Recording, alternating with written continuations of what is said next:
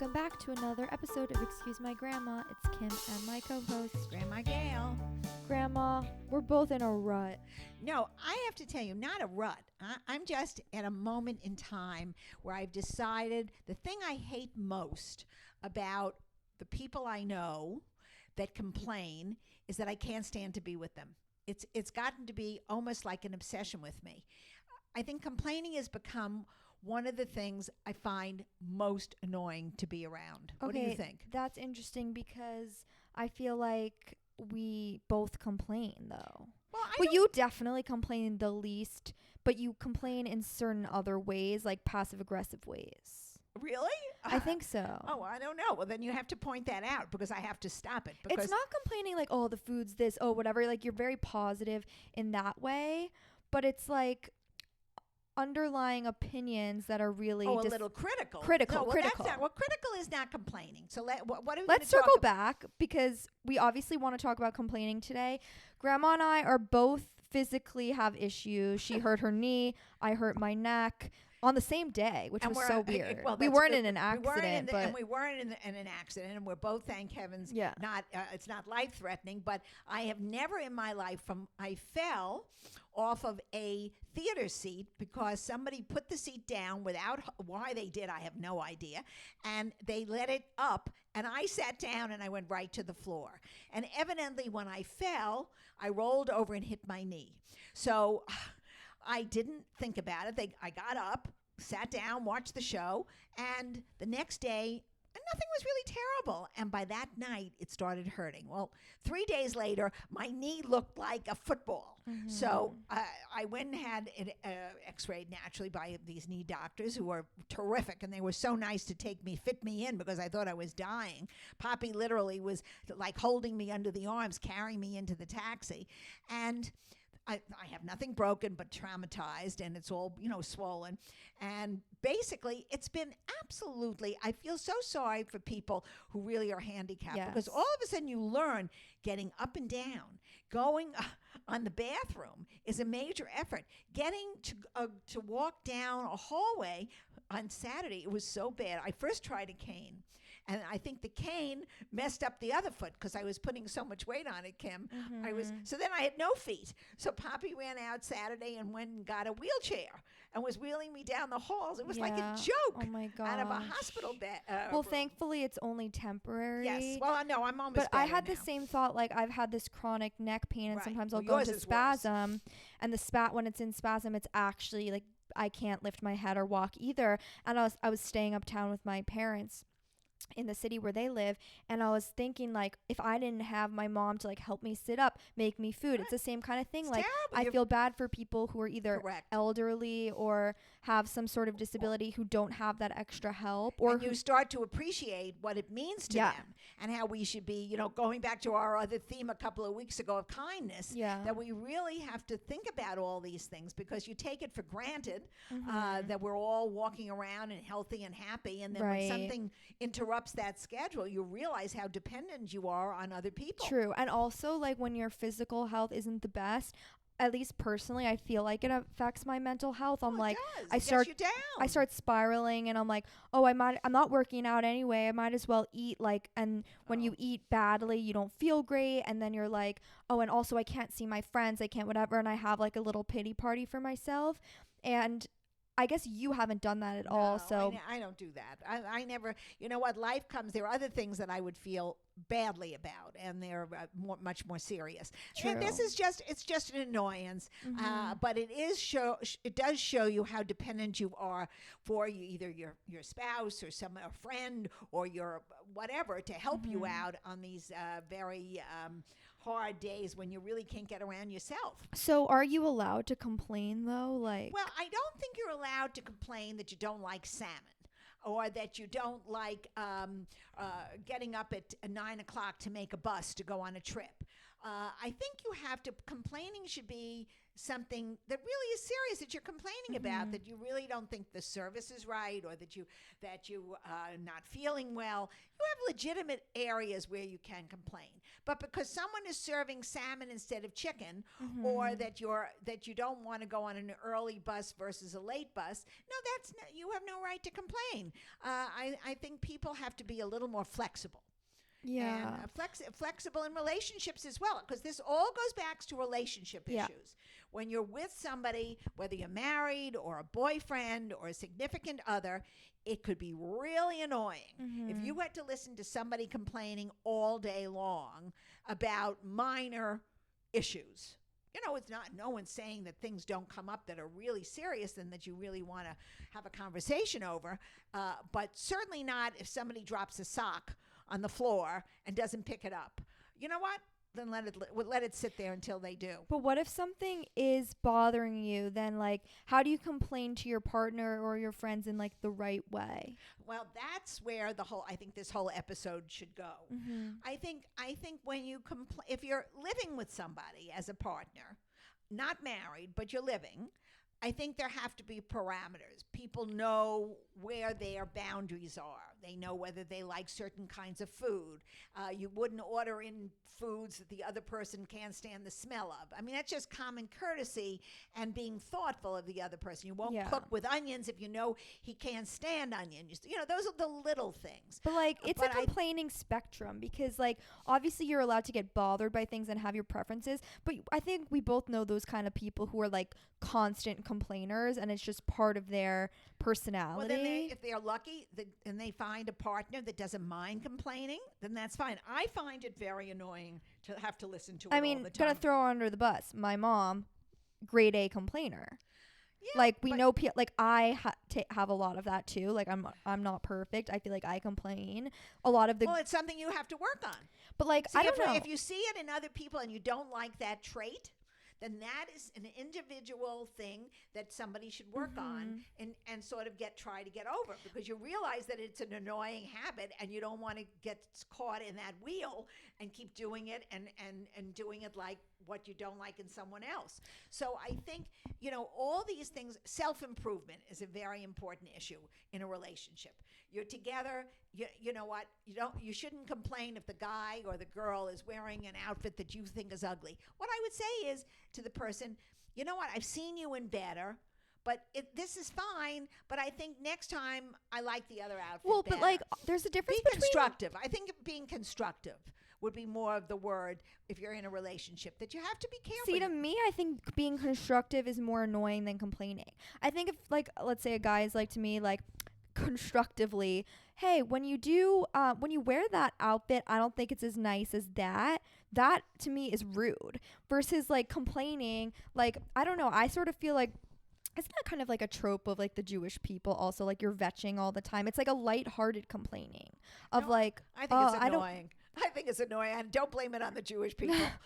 That's the comedian's shtick. Exactly. But that like comedic shtick that like you're complaining, whatever, like that, I'm like, I don't think that's bad. Well, I think it's bad. It's funny on stage. It's not so funny if you have to live it in your own home. But it's like true. Like, okay, how many times? Okay, this is what we were going back to before of you saying you definitely don't complain about some things, but then it's also like, I feel like if we went to a restaurant, you'd be like, I don't want to sit at this table. Yeah, sometimes. That's complaining. That's complaining, and you have to get a hold of it if you're doing it too much. I actually don't like sitting under an air conditioning. There's certain rules that I have about where I want to sit. But you know what? If they don't have another table, I'm not going to leave the restaurant. Right. There are really very few food things. I just don't eat it. I mean, I'm not a big foodie anyway, to be very truthful. I realized that after this Paris trip. I thought the food was just all right. I think by the food, my neighborhood restaurants here are just as good. The difference is you have the ambiance and all the things around the food that make it taste even better. I think that would be my take on a lot of this. What's the difference between complaining and having like a negative opinion? Because in like if you're at that restaurant, you're like, I don't think this food is as good as New York. Like you're allowed to have that opinion, but like, is that complaining? No, I think that's just critiquing it, and I don't think you should do it during the meal. I think that's annoying. I think, that would be after somebody makes an effort to go to some place in a special place. It doesn't have to be in Paris or London or whatever. It could be in New York, downtown, or uptown. If someone's made the effort to make a reservation and it's not your favorite place, but they've made it anyway, try to be adaptable. Don't complain. If you really don't like it at the end of the dinner, next time say, guess what? Next time I pick the place. You have to be light and airy about a lot of this. Yeah, because especially if you make everything overly dramatic, you become a real pain in the neck. Yeah. I feel like normally I'm good with that with dating, where I'm like very easygoing and very lighthearted and fun on like first, second, third, fourth to like 10th date. But then when you like know somebody, 10th date, you should be sharing conversation, and that's part of the dynamic. I mean, I think if you're going out with somebody at least 10 times, there's a dialogue that you've already established. Yeah, that's fair. You know what I mean? So you're going to know, he's going to know if you don't like the place. You're going to know if he doesn't like your choice, and that's fine. And that's all fine. Yeah. I don't think you have to agree on all that stuff. Those are the little things. Who cares? Yeah. Or you can say, my fish wasn't great. How was yours? I mean, that kind of stuff, that's conversation. So then, like, you just have to be mindful about like over complaining, or like even to your friends, like make sure every conversation you have isn't just being like a therapy session, and make it more like or negative, or like saying who wants to be really, Kim, I don't know, but who wants to be around downers? Nobody wants to say, everybody's got problems. But what if you're world. down? You know what, if you're really down, you should stay home and watch Netflix. But you don't think sometimes then your like mood is better when you're around people? Yeah, but it's not fair to punish other people. I mean, I'm not saying that you can't occasionally go out when you're not 100. No one's going to always be on the top of their game. But I don't think finding the cure and going out with friends and then imposing your vile mood on them makes them then all of a sudden they're in a bad mood. So it's contagious. Yeah. No, I don't think that's fair. I think if you're really, really down for whatever reason it is, it could be a business reason, it could be a family reason, it could be a million different things. You know what? Take a night off from your friends. Take a night off from your family. Chill out. Take a shower. I feel like writing your feelings out is always helpful. Exactly. Put them in a journal. Get to see what's really, really deep there that's really bothering you. It could be something that you didn't even realize was bothering you. And that's the important thing. And you know what? Make your own dinner and relax. I guess. So we think like complain only if it's constructive and you have like some sort of once in a while, but it can't be every single time you go out that this is no good or that's no good. Yeah. Okay, that's fair. Because I feel like people always say to you, like, how do you stay positive and stuff? You stay positive because you have to be positive. The world is a very, very big place with loads of difficulties, and we have to navigate the difficulties to the best we can. And it doesn't help if you complain about those difficulties. You have to just get over it, get on the stage, do your next step, or come up with like a solution so you can move forward. That's exactly. Because I feel like you can't just skip over some things. You can't be like, oh, I'm doing so badly in work. Like, whatever, I'm over it. Like, you have to think about. No, well, that's not really complaining. That's almost just stating a fact. I mean, that's, you're being negative about yourself. But you know what, really, what do you need to tell other people about that for? You got to figure that out I think that's what it's really about at the end of the day. I think that's what we're coming to is like, I feel like I'm like, oh, if I'm like annoyed about an aspect of my life, like I'll just talk about it to everyone. And it's like, is that really gonna come up with a solution? No. Or like you kind of do have to think about it yourself constructively. You have to have a dialogue with yourself. I don't know if I'm great to talk to, but I guess gonna have some dialogue. Exactly. Let's talk about what other. I can't believe it's November already. I know. Halloween, you were running around. Everybody liked our Princess Diary TikTok. Yeah, like, because I couldn't believe it when you dressed me up in that outfit. I mean, you really look like Anne Hathaway. No, you really look like Julie Andrews. I look like a very old, decrepit Julie Andrews. People always compare you to her I wish I could on sing. TikTok, so that's why I was like, oh, that's a great that was Halloween so for us. The video now has like over 800,000 I can't get over it. views and like 800 comments as well. That's a lot of comments about this. Certainly is over that blue shirt. I'm gonna read some. A lot of people just being like cute, obsessed, stunning, love this. you win Halloween. Oh my gosh, Kimmy, those tiaras did the day. Yeah, like I couldn't get my tiara to stay up. Mine kept going down on my short it wasn't hair. the most comfortable. A lot of like, this is iconic. I knew you guys reminded me of something. And then a lot of, which I always try to respond to, people saying they lost their grandma. Right. She was my best friend. Like, and this is something we would have done. So that's that I'm so glad. Yeah. That's always good. That makes us happy. That's why we're doing this. We're doing this to uplift people. We're not doing this to bring people down. And that's really our purpose in our podcast. And we try to make fun with all the issues we do, even on TikTok. It's all meant in good fun, and we want you to enjoy it and correspond back to us and give us your feelings about all the different things we do. Yeah, it's fun to have a relationship with like people with our audience, right, and also have them be a fly on the wall to our relationship and talk about relationships. Like, right. I feel like it's all really nice to share. And another thing that like I feel like we can kind of share with our followers and with our listeners is that, well, you're looking at me like I'm gonna like say the biggest secret ever. I don't know a secret. Maybe something.